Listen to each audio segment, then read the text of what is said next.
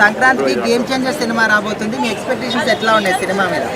సంక్రాంతి విజేత అంటే బాలయ్య బాబు చిరంజీవి కదా, సో వాళ్ళ వారసుడే కదా, చిరంజీవి వారసుడే కదా రామ్ చరణ్. ఖచ్చితంగా గేమ్ చేంజర్ ఈజ్ సంక్రాంతి విజేత, నో డౌట్.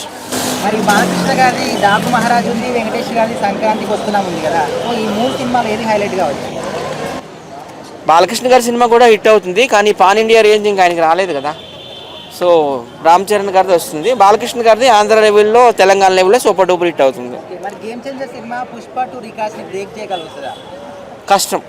ఎందుకని?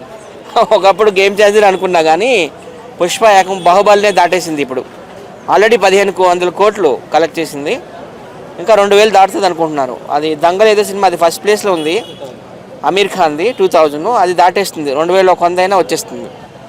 తెలుగు వాళ్ళ సత్తా బాగానే చాటాడు, ఏదో అనుకున్నాను కానీ ఫస్ట్ టైం నేషనల్ అవార్డు తీసుకొచ్చింది కూడా ఆయనే కదా. 100 సంవత్సరాల తెలుగు సినిమా చరిత్రలో first time national award best హీరోగా తీసుకొచ్చింది అల్లు అర్జునే.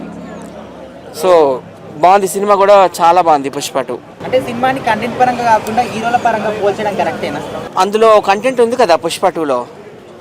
ఒక భర్తని భార్య ఎలా చూసుకోవాలి, భార్యని భర్త ఎలా చూసుకోవాలనేది చాలా బాగా, ఏ సినిమాలు కూడా అంత బాగా అంత డెప్త్గా చూపించలేదు. భార్య భర్తలు ఎలా ఉండాలి రిలేషన్ అనేది.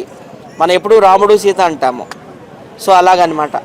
వాళ్ళు మనం చూడలేదు కదా సీతారాముల్ని, సో సీతారాములు ఎంత అన్యోన్యంగా ఉన్నారో వీళ్ళు అంతకంటే ఎక్కువగా ఉన్నారు. అయితే బెనిఫిట్ షోల విషయంలో పుష్ప 2కి క్యాన్సిల్ చేస్తారు ఇప్పటి నుంచి, మరి గేమ్ చేంజర్కి మైనస్ పాయింట్ అనుకోవచ్చు? అది మైనస్ పాయింట్ ఏం కాదు, ఇప్పుడంటే ఈ బెనిఫిట్ షోలు వచ్చాయి. ఒకప్పుడు లవకుశ, భక్త ప్రహ్లాద, శంకరాభరణం టైంలో బెనిఫిట్ షోలు లేవు కదా. అయినా కానీ ఆ సినిమాలన్నీ ఖండాంతరాలు దాటిపోయాయి ఖ్యాతి విషయంలో. బెనిఫిట్ షోలు ఉంటేనే హిట్ అవుతాయని ఏం లేదు, ప్రజల భద్రత కూడా మనం చూసుకోవాలి కదా. Thank you.